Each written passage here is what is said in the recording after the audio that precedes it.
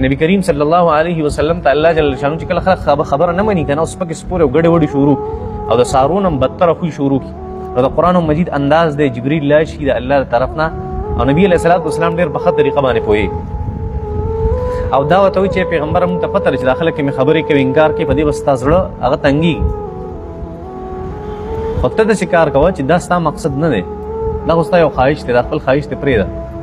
چې داخله کې ټول مسلمانان شي او ټول د جنت ته لاړ شي دا ستا خواهش دی دا ستا خوخه ده پته ستا مقصد خو خواهش نه دی کنه ستا مقصد څه دی د انسان د پیدایش مقصد څه دی وما خلقت الجن والانس الا ليعبدون یو د انسان خواهش دی نبی رسول الله ته وایي خواهش تا ده چې داخله د جنت ته راځي دا پرې ده خواهش ستا د ژوندۍ مقصد څه دی هغه طرف ته متوجه شي نو کای دعوت د دعوت کار کې امر بالمعروف نهی عن المنکر کې داغي خلاف خلک را بازی نه الله وتعالى داستا خواهش ته چې داخله کې ماته سګړې وډې نه وي او ټول مسلمانان شي جنت ته دا خواهش ته پرې ده خپل مقصد لرا شي عبادت نو زکه وتوي وتوکل علی الحي الذي لا يموت وسبح بحمده الله اکبر عجیب خبر